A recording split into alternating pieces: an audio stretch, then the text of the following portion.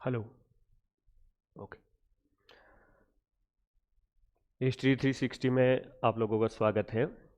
General science first grade first paper के लिए हम स्टार्ट कर रहे हैं। जनरली लोग हैं वो इस जनरल साइंस है इसको स्किप भी कर देते हैं। 5 क्वेश्चन आते हैं, ज़्यादा क्वेश्चन नहीं है और ज़्यादा टॉपिक भी नहीं दे रखे हैं, फिर भी स्किप करने का ही प्रयास करते हैं लोग। जैसे साइंस है, मैथ्स है, इनके सिलेबस में ही नहीं होती फर्स्ट ग्रेड वाले, जनरली यही सोचते हैं। तो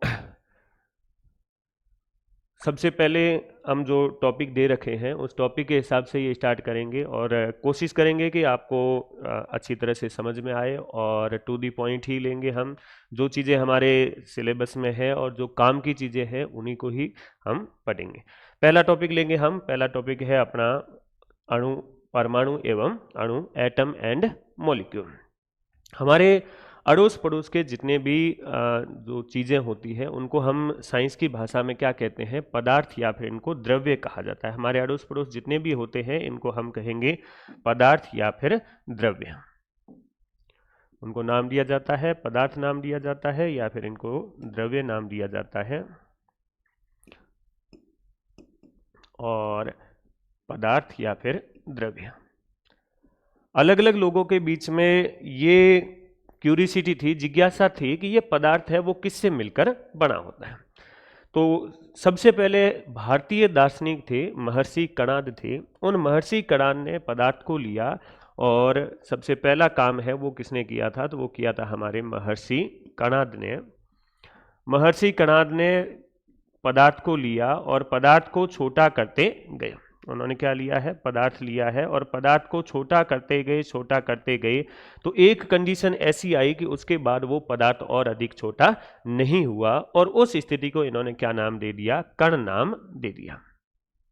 इन्होंने कहा कि सारे के सारे जो पदार्थ है वो किससे मिलकर बने होंगे? कणों से मिलकर बने होंगे, छोटे छोटे कणों से मिलकर बने होंगे।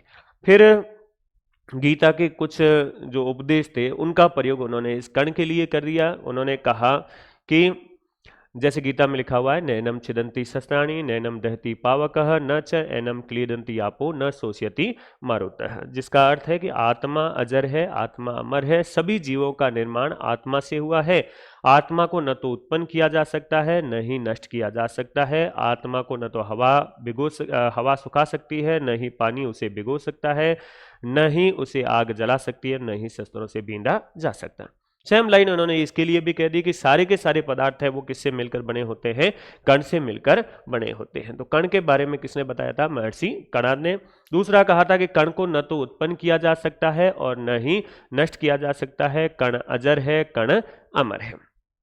उसके बाद एक और हमारे भारतीय दार्शनिक आ गए थे, दार्शनिक, भारतीय दार्शनिक, जिनका नाम था दार्शनिक फुकुदा कात्यायन। फुकुदा कात्यायन ने यह बताया था कि ये कण है। कण हमेशा किस में पाए जाते हैं? कण हमेशा संयुक्त रूप में पाए जाते हैं। फुकुदा कात्यायन ने बताया कि ये जो कण है वो कण संयुक्त रूप में पाए जाते हैं। कण अभी कभी भी अकेले नहीं होते, संयुक्त रूप में पाए जाते हैं। और साथ में उन्होंने कहा कि संयुक्त रूप में कण संयुक्त होकर पदार्थ का निर्माण कर देते हैं और पदार्थ को भिन्न भिन्न रूप प्रदान करते हैं। एक तो संयुक्त रूप में पाए जाते हैं और ये कण पदार्थ को क्या करते हैं? पदार्थ को भिन्न भिन्न रूप प्रदान करते हैं, भिन्न भिन्न रूप प्रदान करते हैं। ये कह दिया था हमारे भारतीय दार्शनिक फुकुदा कात्यायन ने। चल, इनके सभी के विचार थे वो दार्शनिक विचार थे और इन्हीं जो कण है इन कणों को दो साइंटिस्ट थे या फिर वो भी दो दार्शनिक ही थे, जिनका नाम है आपके डेमोक्रिटस व ल्यूसिपस। तो डेमोक्रिटस और ल्यूसिपस थे। इन्होंने इन कणों को क्या नाम दे दिया? इन कणों को इन्होंने परमाणु नाम दे दिया। ये जो कण कहे थे, कणों को क्या नाम दे दिया? तो कणों को परमाणु कहा। परमाणु, जिसको इंग्लिश में हम क्या कहते हैं? एटम कहते हैं, एटम कहा। तो परमाणु को परमाणु नाम देने का काम है वो किसने किया था? तो वो किया था हमारे डेमोक्रिटस और ल्यूसिपस ने। एटम शब्द है, ये एटम एक ग्रीक शब्द है, एटम ग्रीक शब्द है और इस ग्रीक शब्द का मतलब होता है अविभाज्य। ग्रीक शब्द का मतलब क्या होगा? अविभाज्य। तो एटम है उसको और अधिक विभाजित नहीं किया जा सकता, ये हमारे महर्षि कणाद ने भी कहा था। और इन्होंने जो ये दार्शनिक थे अपने डेमोक्रिटस और ल्यूसिपस, इन्होंने भी यही कहा था कि कण को और अधिक छोटा नहीं किया जा सकता, अर्थात कण कैसा होता है? अविभाज्य होता है। और उस कण को नाम क्या दे दिया? तो कण को नाम दे दिया परमाणु या एटम। किसने नाम दे दिया? डेमोक्रिटस और ल्यूसिपस ने। अब चूंकि इन सभी की बातें थी वो दार्शनिक बातें थी और दार्शनिक बातों को साइंस के क्षेत्र में इतनी मान्यता नहीं दी जाती है। लेकिन सन 1808 की बात है, सन 1808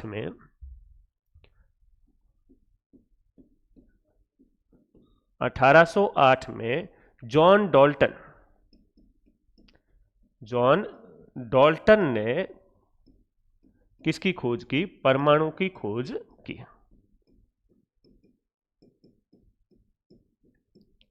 उन्होंने भी वही काम किया जो हमारे महर्षि कणाद ने कहा किया था। भाई कहते हैं कि महर्षि कणाद है वो रास्ते रास्ते जा रहे थे, उनके रास्ते में एक पत्थर पड़ा था जिससे वो ठोकर खा के नीचे गिर गए, बत्ती सी टूट गई। बत्ती सी टूटी तो भाई उनको पत्थर पे गुस्सा आ गया कि भाई तूने मेरे दांत तोड़े हैं, अब मैं तुझे जब तक तोड़ूंगा नहीं तब तक छोड़ूंगा नहीं। उन्होंने पत्थर को और छोटा किया, छोटा किया, छोटा करते करते पत्थर है वो आटे जैसा हो गया। उन्होंने फिर और आटे को और अधिक छोटा कर दिया। तो एक कंडीशन ऐसी आई कि उसके बाद उसने पत्थर ने हाथ खड़े कर दिए कि भाई ऋषि मुनि जी अब माफ करो, इससे ज्यादा हम छोटे नहीं हो सकते। और उसको उन्होंने नाम क्या दे दिया था? कण नाम दे दिया था। और सेम प्रयोग हमारे किसने कह दिया? महर्षि जॉन डॉल्टन ने कह दिया। जो कणाद ने किया था महर्षि कणाद ने, वही जॉन डॉल्टन ने किया। और जॉन डॉल्टन ने जो डेमोक्रिटस और ल्यूसिपस ने एटम नाम दिया था वही उन्होंने एटम नाम दे दिया और कहा कि सभी पदार्थ है उनका निर्माण किससे होता है? परमाणुओं से होता है, एटम से होता है। और साथ में इन्होंने एक सिद्धांत भी दिया था, कुछ बातें कही थी और वो बातें हैं वो हम जानते हैं परमाणु सिद्धांत के रूप में। तो परमाणु सिद्धांत का प्रतिपादन भी किसने किया था? जॉन डॉल्टन ने किया था। अब इस परमाणु सिद्धांत में उन्होंने क्या कहा था? जॉन डॉल्टन का जो परमाणु सिद्धांत है उस परमाणु सिद्धांत में उन्होंने क्या क्या कहा था? वही लाइनें उन्होंने रिपीट की थी जो लाइनें हमारे महर्षि कणाद ने कही थी।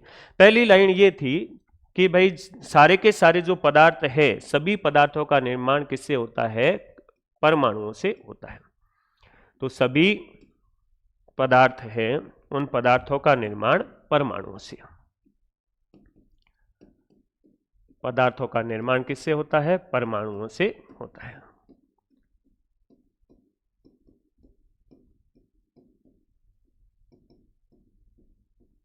दूसरी उन्होंने कही थी कि परमाणु है, परमाणु किसी भी पदार्थ है उस पदार्थ की, परमाणु पदार्थ की छोटी से छोटी यानी कि सूक्ष्मतम व अविभाज्य इकाई है, वह अविभाज्य इकाई है। छोटी से छोटी का मतलब है और छोटा नहीं किया जा सकता, और अविभाज्य का मतलब भी यही है कि उसको और अधिक विभाजित नहीं किया जा सकता। तो पदार्थ की सबसे छोटी सूक्ष्मतम और अविभाज्य इकाई है उसको क्या नाम दे दिया गया? परमाणु नाम दे दिया गया। हालांकि जो डॉल्टन ने उस समय कहा था कि भाई परमाणु अविभाज्य है, ये लाइन अभी के सिनेरियो में फिट नहीं बैठती। अभी हम मानते हैं कि परमाणु कैसा होता है? विभाजित होता है, उसको और अधिक विभाजित किया जा सकता है। जॉन डॉल्टन ने जो अपना सिद्धांत दिया था, ये जो परमाणु सिद्धांत दिया था, ये परमाणु सिद्धांत उन्होंने रासायनिक संयोजन के दो नियमों के आधार पर दिया था। रासायनिक संयोजन के दो नियमों के आधार पर प्रतिपादन किया था।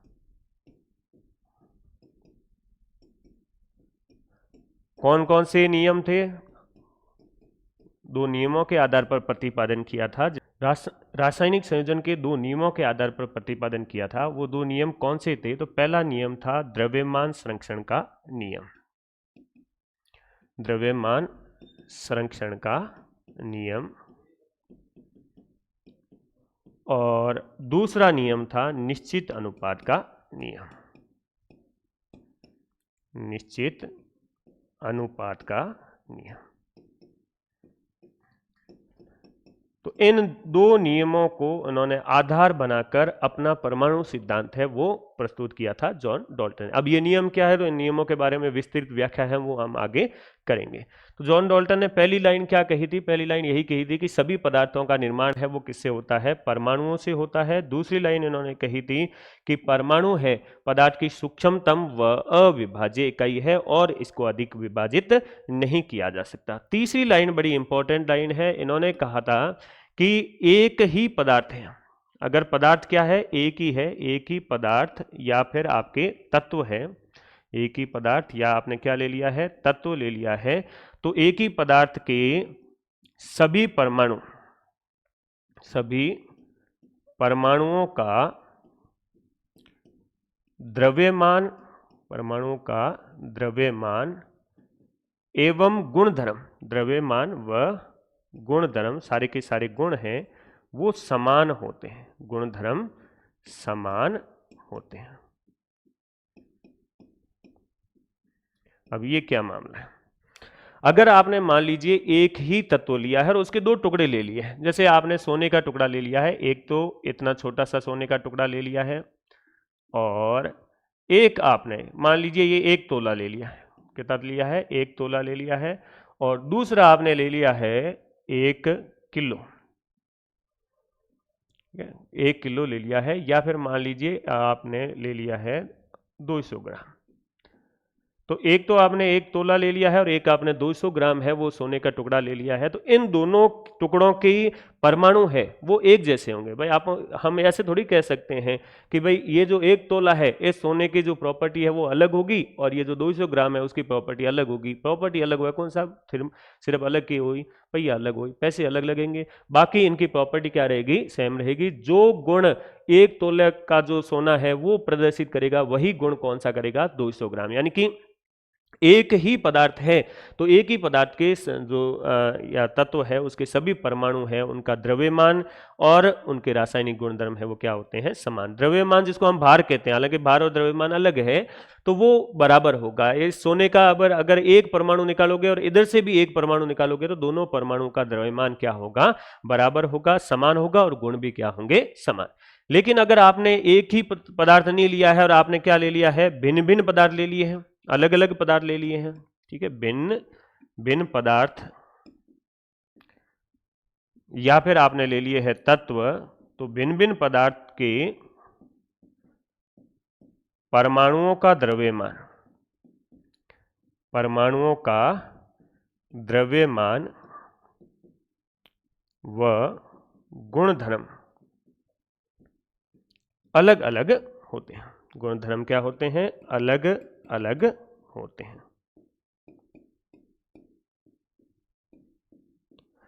अगर आपने एक तो सोना ले लिया है और इस सोने के साथ में आपने दूसरा क्या ले लिया है, दूसरा आपने लोहा ले लिया है, ठीक है, 1 तोला ही सोना लिया है या फिर 200 ग्राम सोना लिया है और आपने 200 ग्राम ही क्या ले लिया है, 200 ग्राम आपने ले लिया है लोहा। तो इन लोहा और जो सोना है इनके जो परमाणु है वो परमाणु क्या होंगे, अलग अलग होंगे। परमाणु का द्रव्यमान भी, एक एक परमाणु का द्रव्यमान भी अलग होगा और गुणधर्म भी क्या होंगे, अलग होंगे। गुणधर्म तो अलग बैठा है आपने, अगर भाई लो है बिना कोई पूछे ही नहीं करे, लेकिन होने की तो पूछ कितनी है अपने, बहुत ज्यादा है। यानी कि सोना है वो कीमती है और लोहा उतना कीमती नहीं है। क्यों, क्योंकि इनके गुणों के कारण ही होता है ये। तो हम कह सकते हैं कि अलग अलग भिन्न भिन्न पदार्थ है, एक तो सोना ले लिया, एक ने लोहा ले लिया है, तो इनके परमाणु भी अलग अलग होंगे और इनका जो द्रव्यमान है वो अलग अलग होगा। फिर है कि ये जो आपने परमाणु लिया है, इस परमाणु को न तो उत्पन्न किया जा सकता है और न ही नष्ट। किसी भी रासायनिक अभिक्रिया में परमाणु को न तो उत्पन्न किया जा सकता है, न तो उत्पन्न किया जा सकता है व न ही नष्ट किया जा सकता है। यही तो हमारे महर्षि कणाद ने कहा था कि परमाणु है उसको न तो उत्पन्न किया जा सकता है और न ही क्या किया जा सकता है, नष्ट किया जा सकता है। परमाणु अजर है, परमाणु अमर है। और यही लाइन उन्होंने कही थी जॉन डाल्टन ने कि किसी भी रासायनिक अभिक्रिया में, कोई रासायनिक अभिक्रिया कर रहे हो तो उसमें परमाणु को न तो उत्पन्न किया जा सकता है और न ही उनको नष्ट किया जा सकता है। हालांकि ये क्या है, तो ये आपके द्रव्यमान संरक्षण नियम है उसकी व्याख्या है। हम कह सकते हैं कि ये जो उन्होंने लाइन कही थी वो कौन से नियम के आधार पर कही थी, द्रव्यमान संरक्षण नियम पर कही थी। तो हम कह सकते हैं ये द्रव्यमान संरक्षण नियम की क्या है, व्याख्या है। फिर अगला उन्होंने कहा था कि भिन्न भिन्न प्रकार के अलग अलग परमाणु निश्चित अनुपात में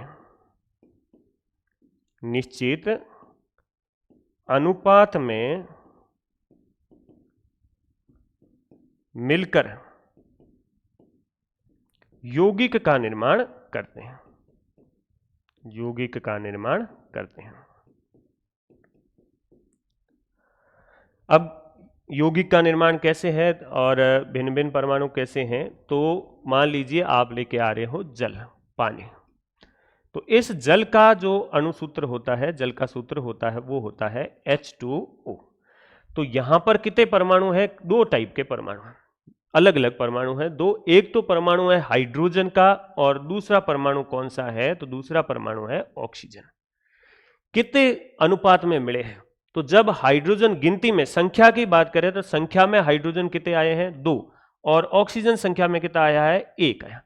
तो 2:1 में मिलकर उन्होंने किसका निर्माण किया है, जल का। ये तो है आपके संख्या का अनुपात। ये किसका अनुपात हो जाएगा, तो ये अनुपात हो जाएगा आपके संख्या का। अगर इनके द्रव्यमान का अनुपात निकाला जाए तो द्रव्यमान का अनुपात कितना होता है, 1:8। अब ये क्या है, ये हम आगे पढ़ेंगे कि ये द्रव्यमान का अनुपात हमने कैसे ज्ञात किया। अभी हम लिख रहे हैं कि इनके द्रव्यमान का अनुपात कितना है, 1:8। तो हमेशा ये निश्चित अनुपात में मिलकर किसका निर्माण करेंगे, हाइड्रोजन और ऑक्सीजन दो भिन्न भिन्न परमाणु है और ये निश्चित अनुपात में जुड़ेंगे और जुड़कर किसका निर्माण करेंगे, जल का निर्माण करेंगे, जिसका फॉर्मूला हो जाएगा H2O। अब भले ही आप जल को कहीं से भी प्राप्त करो, चाहे आप है वो गंगा नदी से लेके आओ, मिस्र की नील नदी से लेके आओ, चाहे आप गंदे नाले से लेके आओ, पानी को आप कहीं से भी प्राप्त करोगे, उसके अंदर हाइड्रोजन और ऑक्सीजन है, उनके परमाणुओं का संख्या का अनुपात तो क्या रहेगा, 2:1, और उनके द्रव्यमान का अनुपात कितना रहेगा, 1:8। तो इसका मतलब हम कह सकते हैं कि ये जो इन्होंने अपनी लाइन कही थी, ये कौन से नियम के आधार पर कही थी, तो ये कही थी इन्होंने निश्चित अनुपात के नियम के आधार पर। तो हम कह सकते हैं ये है निश्चित अनुपात नियम की व्याख्या। निश्चित अनुपात नियम की क्या है, ये व्याख्या है। फिर उन्होंने एक लाइन और कही थी कि जितने भी यौगिक है उन यौगिकों में परमाणुओं की सापेक्ष संख्या है और परमाणु का प्रकार है वो क्या रहता है, निश्चित रहता है। यही लाइन है, इसी लाइन को उन्होंने आगे बढ़ा दिया था कि किसी यौगिक में परमाणुओं की सापेक्ष संख्या यही है जो हमने लिखी थी। जैसे H2O है तो H2O में परमाणु की सापेक्ष संख्या क्या होगी, 2:1। और इनका परमाणुओं का प्रकार कैसे, जैसे जल लिया है या जैसे आपने नमक ले लिया, तो नमक में परमाणुओं का कौन सा प्रकार होगा, तो नमक में होगा Na और दूसरा परमाणु होगा Cl। तो NaCl है ये प्रकार। अब नमक आप भले ही कहीं से भी प्राप्त कर रहे हो, इनमें परमाणु का प्रकार सोडियम और क्लोरीन, दो प्रकार के परमाणु ही रहेंगे। तो इसी लाइन को आगे बढ़ा दिया था कि अलग अलग परमाणु निश्चित अनुपात में मिलकर यौगिक का निर्माण करते हैं और किसी भी यौगिक है उस यौगिक में परमाणुओं की सापेक्ष संख्या और प्रकार क्या रहेगा, फिक्स रहेगा, निश्चित रहेगा। परमाणु की संख्या, जैसे भाई यहां पर परमाणु की सोडियम की संख्या कितनी है, 1, और क्लोरीन की संख्या कितनी है, 1, तो 1:1 में मिला है। जैसे आपने एक और ले लिया है ग्लूकोज, और तो ग्लूकोज है, इसका फॉर्मूला क्या होता है, C6H12O6।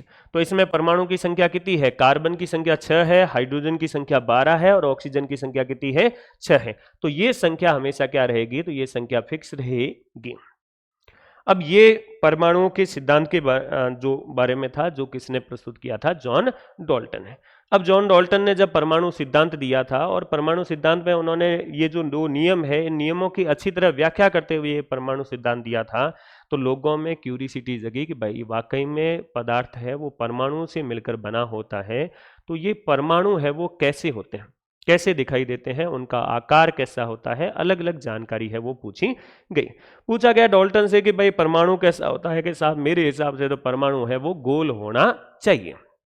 आगे आगे तो भाई मुझे पता है नहीं, भाई पूछ लिया कि आगे परमाणु कैसा होता है, कि मेरे हिसाब से गोल होना चाहिए। कि क्यों गोल होना चाहिए, तो कि साहब धरती गोल है और अपने पृथ्वी पर बहुत सारी चीज़ें गोल है, तो हो सकता है कि परमाणु भी क्या हो, गोल हो। जैसे हम पूछते हैं ना बच्चों से कि भाई कोई क्वेश्चन पूछा है, बच्चे को क्वेश्चन आ नहीं रहा है, तो वो लिख देता है कि भाई गाय हमारी माता है, हमको कुछ नहीं आता है। मास्टर भी लिख देते हैं बैल हमारा बाप है, नंबर देना पाप है। ऐसे ही मास्टर जी ने प्रश्न दिया था कि सिद्ध करो कि पृथ्वी है वो गोल है, prove that earth is a spherical. अब उत्तर नहीं आ रहा था और स्मार्ट साहब कहते थे बच्चों को कि भाई कभी भी अपने खाली नहीं छोड़ के आनी है, कॉपी कुछ न कुछ लिख के आना है। तो बेचारे ने आइंस्टाइन का सिद्धांत अप्लाई किया, रिलेटिविटी थ्योरी।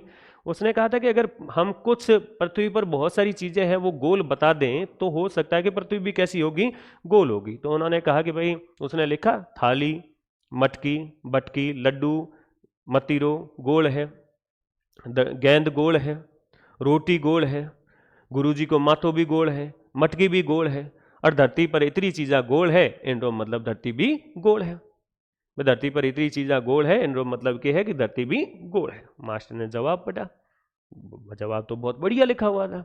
काफ़ी देर तक तो मास्टर हंसे, फिर लिखा नीचे मास्टर जी ने भी कि थाली, बटकी, मटकी, लड्डू, मतीरो, तरबूज, गुरुजी रो माथो, रोटी सगला ही चीज़ा गोल है। जवाब तू जबरो लिखियो, जवाब तू बढ़िया लिखियो, इंडा नंबर भी गोलम गोल है।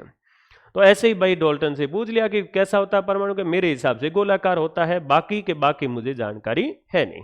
तो बाकी बहुत सारे साइंटिस्ट थे, उन्होंने पता किया कि वाकई में परमाणु कैसा होता है। तो अगली आ जाती है अपने परमाणु की संरचना, कि परमाणु है उसकी संरचना क्या होती है, परमाणु कैसा दिखाई देता है।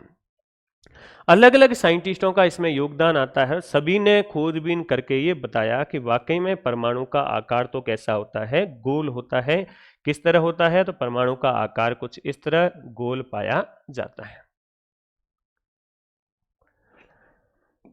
परमाणु का आकार कितना होता है, तो पहला तो है कि परमाणु का आकार कैसा हो जाएगा, तो परमाणु का आकार है वो हो जाएगा आपके गोलाकार। पहला लिख दिया हमने, आकार है वो हो जाएगा परमाणु का आकार गोलाकार।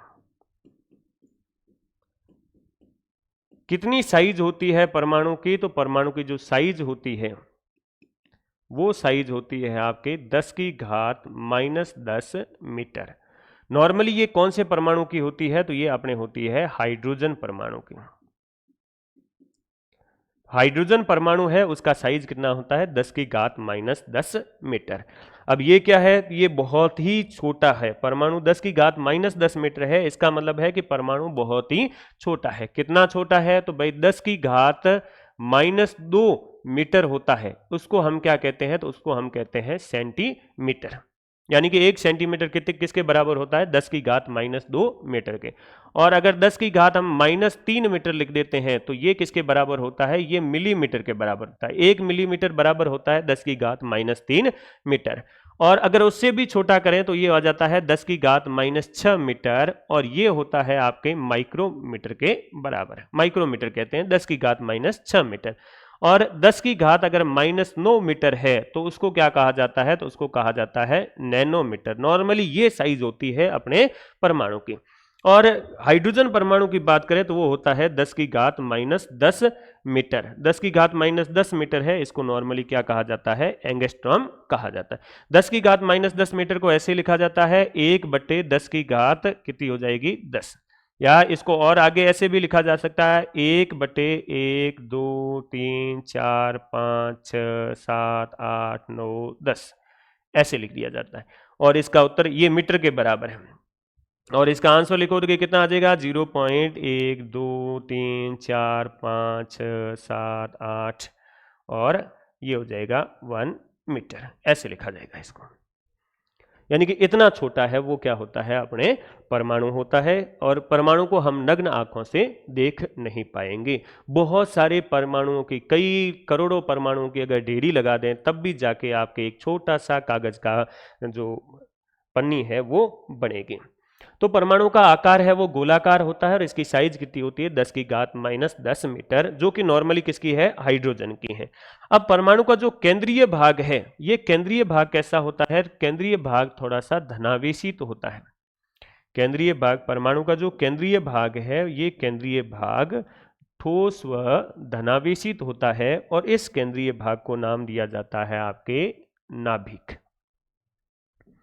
ठीक है, केंद्रीय भाग है परमाणु का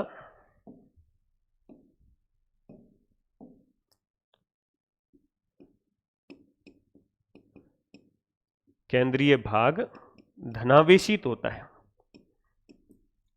और इस केंद्रीय भाग को नाम क्या दिया जाता है, तो नाम दिया जाता है नाभिक। नाभिक कहा जाता है।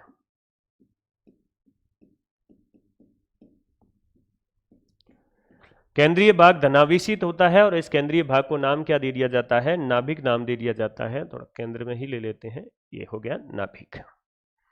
नाभिक है, इस नाभिक की खोज है वो किसने की थी, तो नाभिक है, इस नाभिक की खोज की थी आपके रदरफोर्ड ने। ये क्या है, ये है आपके नाभिक। और नाभिक की खोज किसने की थी, तो नाभिक की खोज है वो की थी आपके रदरफोर्ड ने। खोज की है रदरफोर्ड ने। कैसे की है रदरफोर्ड ने, तो इन्होंने जो प्रयोग किया था उस प्रयोग का नाम है स्वर्णपन्नी प्रयोग। इन्होंने जो प्रयोग किया था, हालांकि उस प्रयोग के दो नाम हैं, एक तो इसके स्वर्णपन्नी प्रयोग भी कहा जाता है और दूसरा क्या कहा जाता है इसको, एल्फा प्रकीर्णन प्रयोग। स्वर्णपन्नी प्रयोग, या फिर इसका एक और नाम है एल्फा, ये नाम है एल्फा प्रकीर्णन प्रयोग।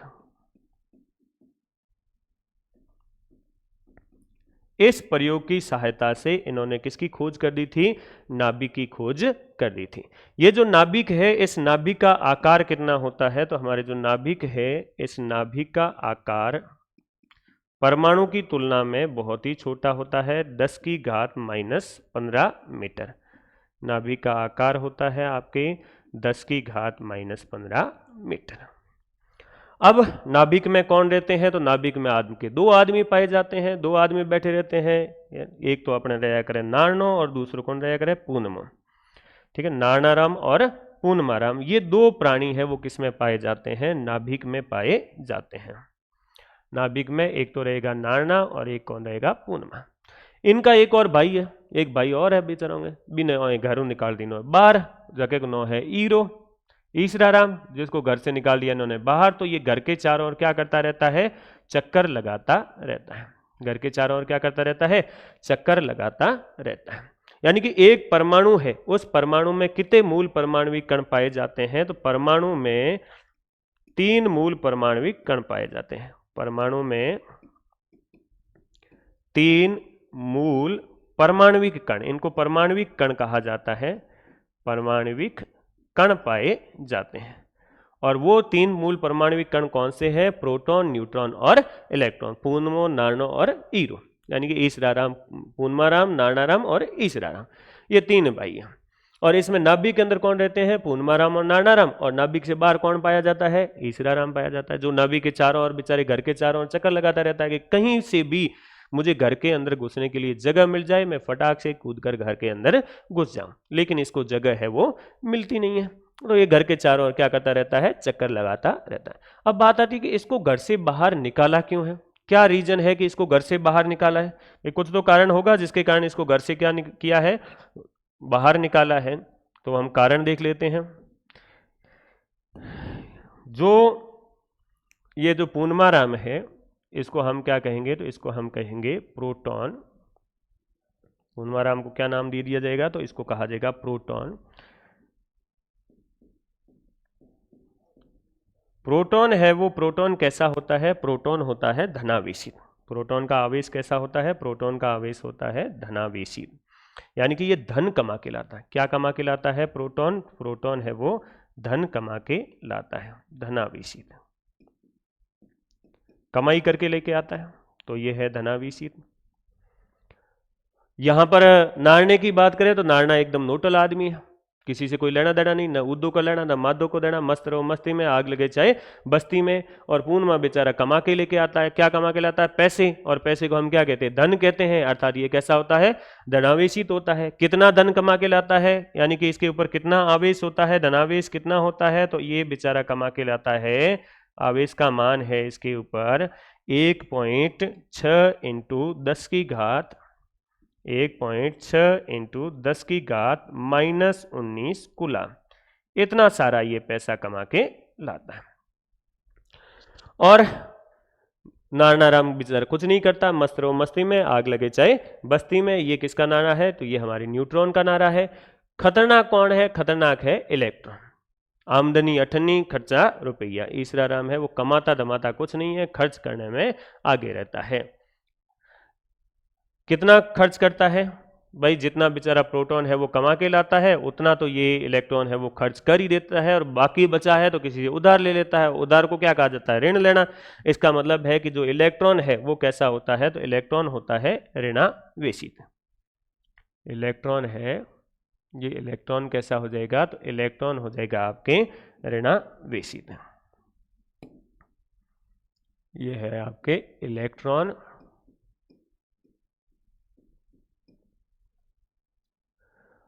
और इलेक्ट्रॉन है वो कैसा होता है? तो इलेक्ट्रॉन होता है ऋणावेशित।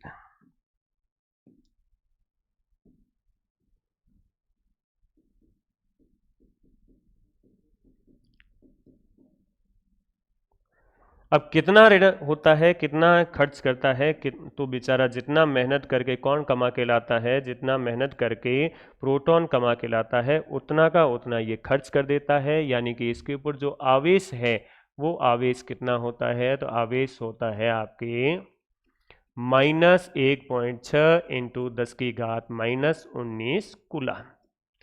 इतना आवेश है वो किसके ऊपर पाया जाता है? पाया जाता है आपके इलेक्ट्रॉन पर।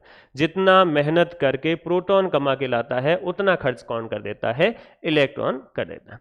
न्यूट्रॉन के बारे में क्या कहेंगे? न्यूट्रॉन है ये न तो उद्दो से लेता है न मादो को देता है, मस्त रहो मस्ती में, आग लगे चाहे बस्ती में, इसका यही नारा है।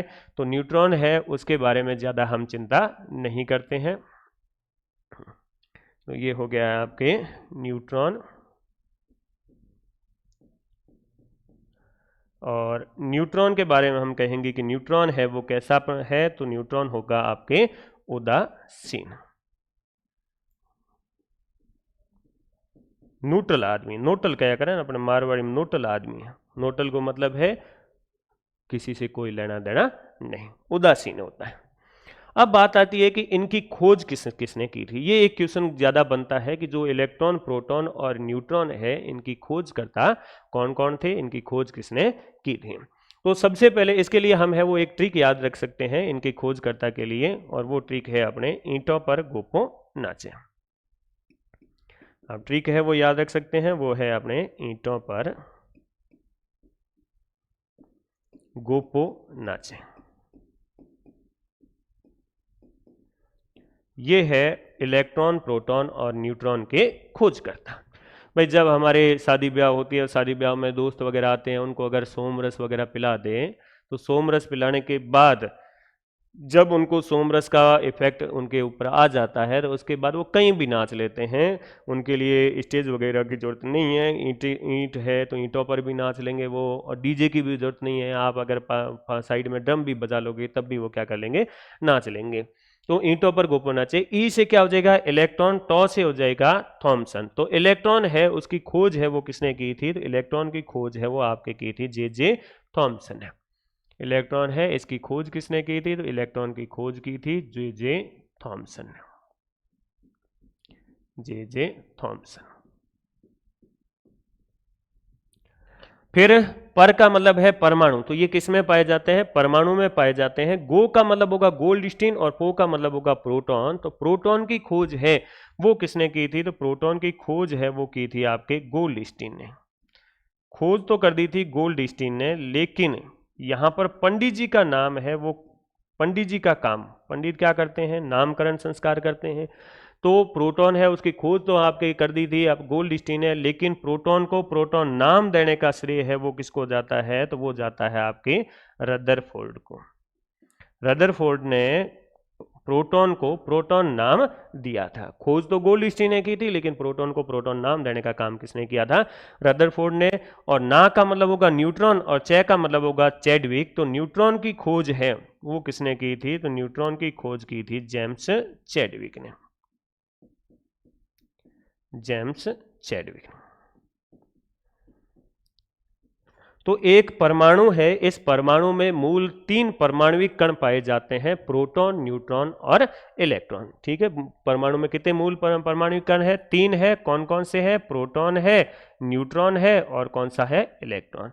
अब इसमें प्रोटॉन और न्यूट्रॉन तो पाए जाते हैं नाभिक के अंदर। प्रोटॉन और न्यूट्रॉन कहाँ होते हैं, नाभिक के अंदर होते हैं। और इलेक्ट्रॉन है वो नाभिक से बाहर पाया जाता है, जो नाभिक के चारों ओर क्या करता है, चक्कर लगाता रहता है। ये परमाणु के गुणों में हम लिखते हैं कि भाई प्रोटॉन और न्यूट्रॉन है वो नाभिक के अंदर पाए जाते हैं और इलेक्ट्रॉन नाभिक से बाहर चक्कर लगाता रहता है। अब बात आती है कि इलेक्ट्रॉन को नाभिक से बाहर क्यों निकाला है, भाई उसने कुछ गड़बड़ किया होगा। तो गड़बड़ ये किया है कि ये जो प्रोटॉन है यानी कि हमारे पूर्णमा राम जी है, ये तो पैसे कमा के लाते हैं। और कितने कमा के लाते हैं, 1.6 × 10⁻⁻19 कूलम, इतने पैसे कमा के लाते हैं, इसलिए इनको हम धनावेशित कहते हैं। और ये जो न्यूट्रॉन है, नाना राम जी है, ये क्या करते हैं, कुछ भी नहीं करते, मस्त रहते हैं, उदासीन होते हैं, न कमा के लाते हैं न खर्च करते हैं। और खतरनाक कौन है, खतरनाक है ईश्वर भैया, ईसरा राम जी, जो कि क्या करते हैं, कमाते दमाते कुछ नहीं है, आमदनी अठन्नी है, खर्चा रुपया। और कितना कि भाई जो जितना बेचारा प्रोटॉन कमा के लाता है उतना तो ये उड़ा देते हैं। तो उड़ाने का काम करते हैं, उधार लेते हैं बाई से और उड़ाने का काम करते हैं। उधार लेने को हम क्या कहते हैं, ऋण लेना। इसलिए इलेक्ट्रॉन कैसे होते हैं, ऋणावेशित। कितना उड़ाते हैं, जितना बेचारा प्रोटॉन कमा के लाता है उतना का उतना ये क्या कर देते हैं, उड़ा देते हैं। तो -1.6 × 10⁻⁻19 कूलम। खोज किसने की थी, खोज की थी यहाँ पर जे थॉमसन ने। तो हम कह सकते हैं कि परमाणु है, इस परमाणु में कितने मूल परमाणु कण हुए, 3। और 3 मूल परमाणु कण में प्रोटॉन व न्यूट्रॉन, ये तो कहां पाए जाते हैं, प्रोटॉन व न्यूट्रॉन पाए जाते हैं नाभिक के अंदर, नाभिक के भीतर पाए जाते हैं, नाभिक के अंदर पाए जाते हैं। और जो इलेक्ट्रॉन होते हैं, अगला है इलेक्ट्रॉन। इलेक्ट्रॉन क्या करते हैं, तो इलेक्ट्रॉन नाभिक के चारों ओर चक्कर लगाते रहते हैं। इलेक्ट्रॉन नाभिक के चारों ओर क्या करेंगे, चक्कर लगाते रहेंगे। अगर कोई परमाणु इलेक्ट्रॉन है, उस इलेक्ट्रॉन को बाहर ही निकाल दें। भाई अभी तो क्या किया है, अभी ये जैसे एक परमाणु है आपके, और इस परमाणु का ये नाभिक है, और नाभिक में कौन है, तो नाभिक में अपने है पूर्णमाराम और नानाराम। और नाभिक से बाहर कौन है, तो नाभिक से बाहर है ईसराराम, जो कि नाभिक के चारों ओर क्या करता रहता है, चक्कर लगाता है। यानी कि घर से बाहर निकाला हुआ ईसराराम को।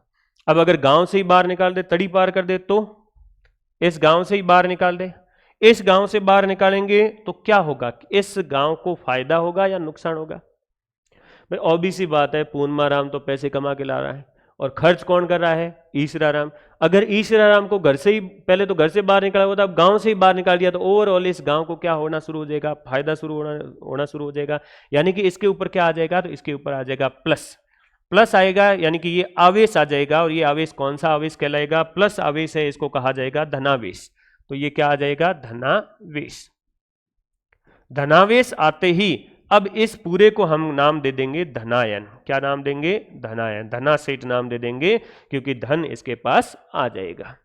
फिर अब एक गांव को छोड़कर ये ईसराराम गया है, तो किसी दूसरे गांव में जाएगा, पड़ोसी गांव में जाएगा। मान लीजिए ये है आपके पड़ोसी गांव, और पड़ोसी गांव का ये है आपके नाभिक। नाभिक में कौन है, पूर्णमाराम और नानाराम। और इसके अंदर भी एक आधा तो भाई ईसराराम तो होगा ही, जो नाभिक के चारों ओर क्या करता रहेगा, चक्कर लगाता रहेगा। और इधर से जो ईसराराम निकला था, ये वाला, ये पहुंच जाता है यहां पर, इस गांव। अब बताओ इस गांव को क्या होगा, फायदा होगा या नुकसान होगा। पहले से ही जितना पूर्णमाराम कमा के ला रहा था उतना खर्च कौन कर रहा था? ईसराराम कर रहा था, और एक ईसराराम और आ गया तो अब इसको क्या होगा? फायदा होगा कि नुकसान होगा? ऑब्वियस बात है, ईसराराम घाटा देता है, नुकसान देता है, और नुकसान वाला आ गया है तो अब इसको क्या हो जाएगा? नुकसान आ जाएगा, तो इसके ऊपर कौन सा चार्ज आ जाएगा? माइनस। माइनस आ जाएगा, और माइनस आ गया तो अब इसको क्या कहा जाएगा? ऋणावेश कहा जाएगा। माइनस आने को क्या कहा जाएगा?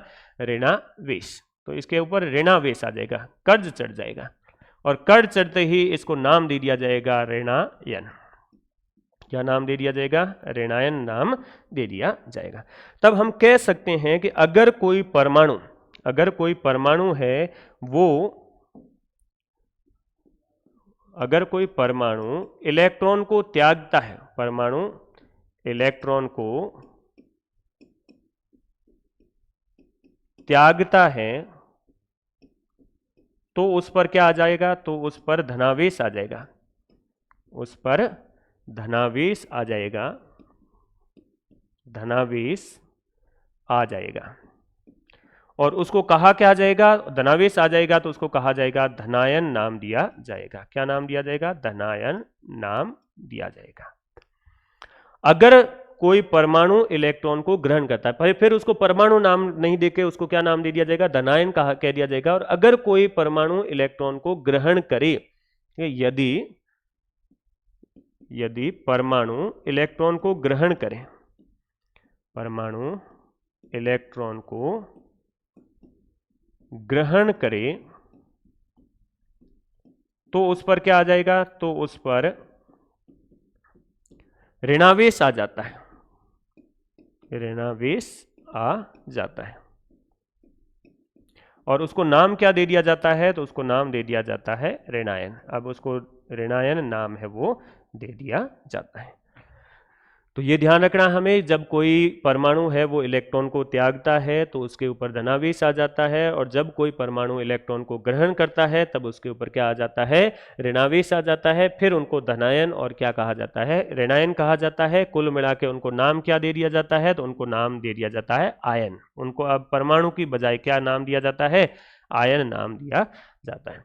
अब आयन कितने प्रकार के होते हैं, थोड़ा सा हम आगे डिटेल में आयन को भी लिखेंगे। एक बार मूल परमाणुविक कण है, उनके गुण हम दोबारा लिख देते हैं। तो अगला देख लेते हैं परमाणु के मूल परमाणुविक कण। परमाणु के मूल परमाणुविक कण कितने हैं? 3 है, इलेक्ट्रॉन, प्रोटॉन और न्यूट्रॉन। इसके लिए हम एक चार्ट बना लेते हैं। सबसे पहले लिख देते हैं क्रम संख्या, और क्रम संख्या के बाद आ जाएगा अपने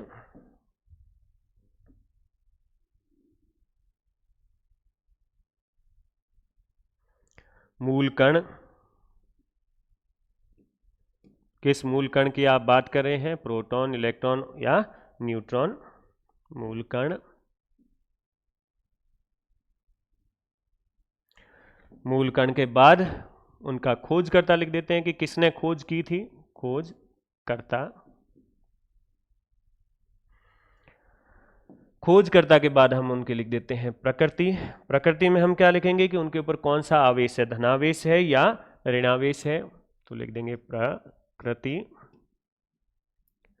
और प्रकृति के बाद अगला लिख देंगे हम कि कितना आवेश है। अगर उसके ऊपर आवेश है तो वो आवेश कितना है, यानी कि उसके ऊपर आवेश की मात्रा।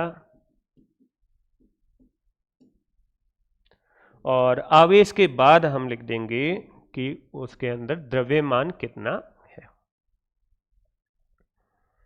आवेश के बाद हम लिख देंगे द्रव्यमान।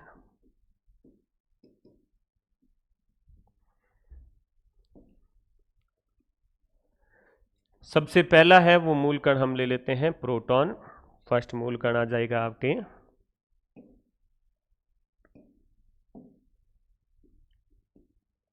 प्रोटॉन। प्रोटॉन के खोजकर्ता कौन है? तो प्रोटॉन है, उसके खोजकर्ता है ई गोल्डस्टीन।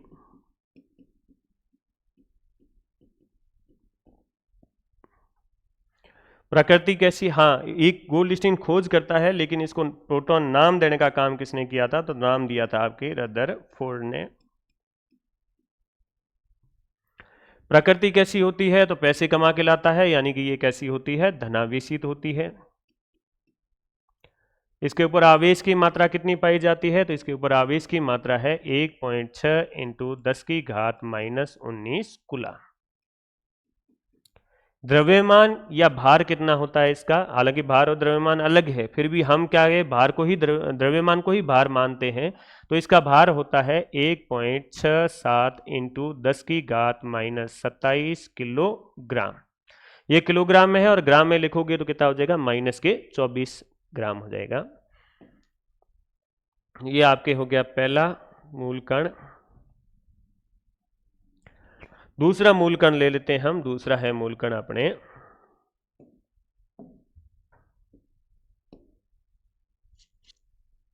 न्यूट्रॉन।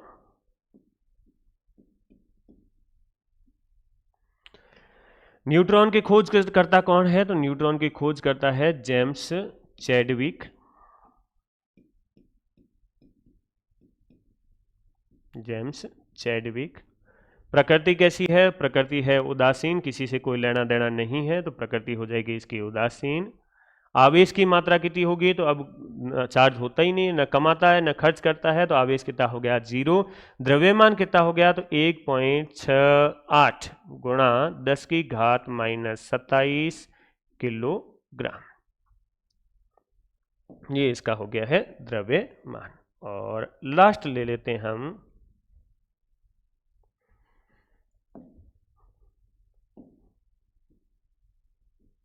तीसरा ले लेते हैं, वो है इलेक्ट्रॉन।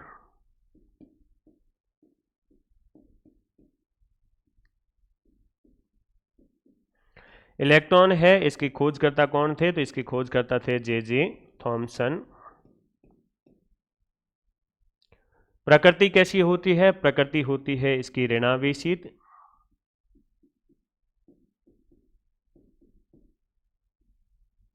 आवेश कितना होता है? आवेश होता है माइनस 1.6 इंटू 10 की घात माइनस 19 कूलम। इस आवेश की गणना है वो किसने की थी? तो इस आवेश की गणना है वो की थी आपके मिलिकन ने। आवेश की गणना मिलिकन ने तेल बूंद प्रयोग से की थी। मिलिकन ने तेल बूंद प्रयोग से की थी।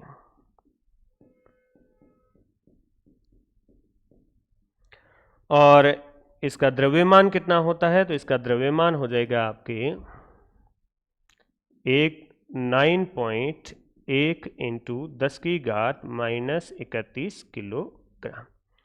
तो ये हो गए हैं आपके 3 परमाणु के मूल कण और उनका प्रॉपर्टीज। परमाणु के 3 मूल कण और उनकी प्रॉपर्टी, इलेक्ट्रॉन, प्रोटॉन, न्यूट्रॉन। अब इन 3 मूल कण है, इनमें से सबसे भारी परमाणविक कण कौन सा है? अगर आपसे ये पूछ लिया जाए कि इनमें सबसे भारी परमाणविक कण कौन सा है, तो भारी का मतलब है जिसका द्रव्यमान ज्यादा होगा वो भारी होगा। द्रव्यमान किसका ज्यादा है? इसका देखो 1.67 इंटू 10 की घात माइनस 27 किलोग्राम है। इसका है 1.68 इंटू 10 की घात माइनस 27 किलोग्राम, और इसका है 9.1 इंटू 10 की घात माइनस 31। माइनस वाली संख्या जितनी बड़ी होगी उतने ही वो संख्या छोटी हो जाएगी। तो इसका मतलब है कि ये इलेक्ट्रॉन है, इसका द्रव्यमान तो ज्यादा नहीं होता है। बचा कौन? प्रोटॉन और न्यूट्रॉन। तो इसमें सबसे भारी कौन हो जाएगा? प्रोटॉन, न्यूट्रॉन हो जाएगा। तो हम अगला इसमें लिखेंगे कि सर्वाधिक भारी मूल कण न्यूट्रॉन है। सर्वाधिक भारी मूल कण कौन होगा? न्यूट्रॉन होगा। अगला है कि एक परमाणु है, उसके रासायनिक गुण धर्म किसके ऊपर डिपेंड करेंगे?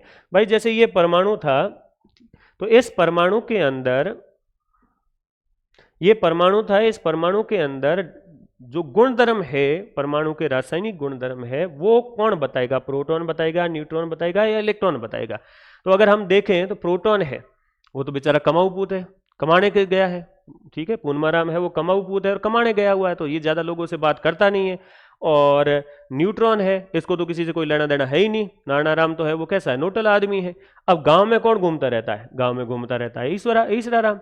अगर ईश्वराराम भला हुआ और कोई पूछने आया, भाई अड़ोस पड़ोस का कोई बंदा पूछने आया कि ये घर कैसा है, इस घर के बारे में जानकारी लेने आया कोई और किसी पड़ोसी से पूछा, गांव वाले किसी बंदे से पूछा, तो गांव वाला यही कहेगा कि ये ईसरा राम है, ये घूमता रहता है गांव में, और अगर ईसरा राम अच्छा हुआ तो गांव वाले कहेंगे कि भाई ये घर भी क्या है अच्छा, और अगर ईसरा राम लोफर हुआ तो कहेंगे कि उस घर में तो कोई लक्षण है नहीं, वो घर है वो बिल्कुल क्या है, बेकार है। तो घर के बारे में कौन बताएगा? ईसरा राम बताएगा, यानी कि इलेक्ट्रॉन बताएगा। तो हम कह सकते हैं कि एक परमाणु के गुणधर्म है वो किस पर डिपेंड करते हैं?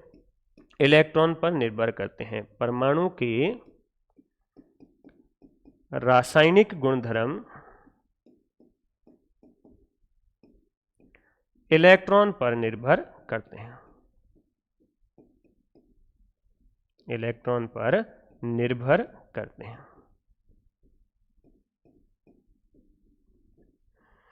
अच्छा, प्रोटॉन है वो कितना कमा के लेके आ रहा है? तो प्रोटॉन कमा के लेके आ रहा है 1.6 इंटू 10 की घात -19 रुपये।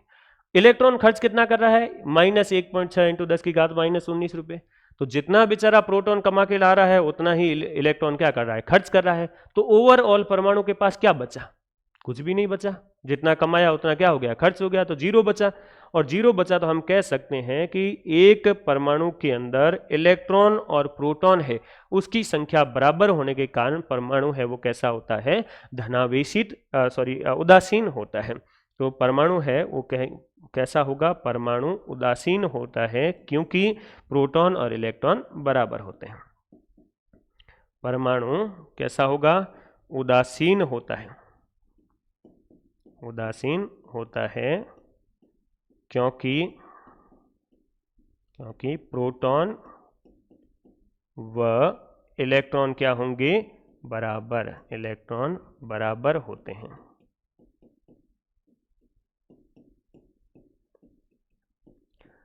तो ये हो गई है परमाणु की संरचना। सबसे पहले जॉन डाल्टन है उसने परमाणु की खोज कर दी थी। हालांकि परमाणु के बारे में सबसे पहले बताने का काम है वो महर्षि कणाद ने किया था। उन्होंने कण नाम दिया था, और महर्षि कणाद के बाद आए थे फुकुदा कात्यायन, जो कि भारतीय दार्शनिक थे। उन्होंने कहा था कि कण संयुक्त होकर पदार्थ का निर्माण करते हैं। फिर इन्हीं कणों को डेमोक्रिटस और ल्यूसिपस ने क्या कह दिया? परमाणु कह दिया। परमाणु या एटम है वो एक ग्रीक शब्द से बना है। एटम का मतलब होता है अविभाज्य। फिर जॉन डाल्टन ने 1808 में परमाणु की खोज की और साथ में एक सिद्धांत दिया जो कि परमाणु सिद्धांत कहलाता है। परमाणु सिद्धांत रासायनिक संयोजन के दो नियमों के आधार पर दिया गया था। कौन से दो नियम थे? द्रव्यमान संरक्षण का नियम और निश्चित अनुपात का नियम। और उन्होंने अपनी कुछ लाइनें कही थी और उन लाइनों को हम सम्मिलित रूप से परमाणु सिद्धांत कहते हैं। उसके बाद आ गई है परमाणु संरचना, जो अलग अलग साइंटिस्टों के खोज का परिणाम है। इसके बाद आगे है वो हम अगली क्लास में कंटिन्यू करेंगे।